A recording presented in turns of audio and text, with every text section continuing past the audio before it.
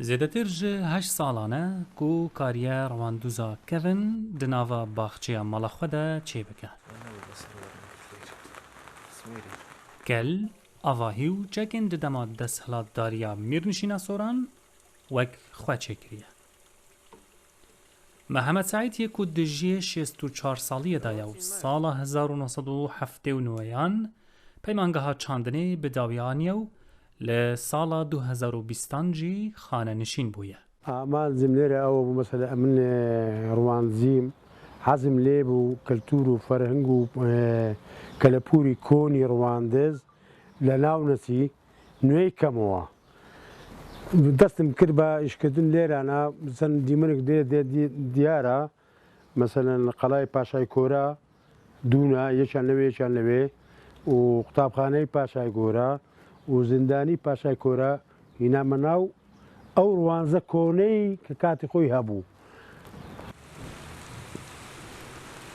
Ji dîtina dîwarên herftî û wêneyê li wêyên kevin û bîrhatinên wî di nava bajar de kariye ku navendên keltûrî û civakî û mirî jî wek xwe lê bi biçûkî dîzayn bike.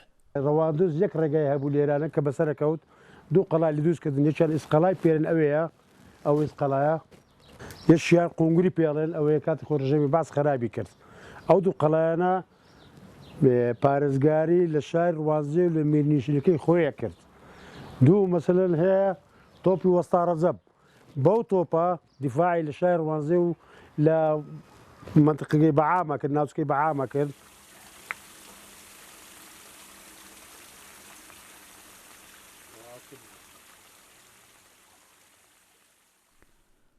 Beşek ji şwînwarên keltûrî û dîrokî yên Rewandûzê di dema desthilatdariya Mîr Mihemedê Soran ku bi paşeyê kore navdar e, tevahî bi hêza fikrî û kardestî ji keviran hatiye avakirin. نەوەی ئێستا وەکو نەوەکانی پێشی ینی ئەوەندە معلومات و شتویان زانیاریان لەسەر شتانە نییە. ئللا ئەگەر لە ڕۆژنامە و تەلەڤیزیۆن و لە شوێنێکی ئەوها کە خەڵکەک هەبی ئەو شتانە زیندوو بکاتەوە خەڵکانی دیکەی بێن ببینن کاتی خۆی لە ڕەواندزێ ئەو شتانە هەبووینە. Mehmed Saîd dibêje ku ew gelek keyfxweş e ku di niha de serdanîker û geştyarên navxwe û biyanî jî qesta mala wî dikin ji bo dîtina van dîmenan. Zindîkirina dîroka Rewandûzê ya kevnare ku Mîrnişîna Soran xwedî wê bûye beşek ji şwînwar û keltûra wê hatiye ji nav çûn. Lê Mehmed Saîd di nava hewşa mala xwe de ev cihên dîrokî zindî kiriye û parastiye.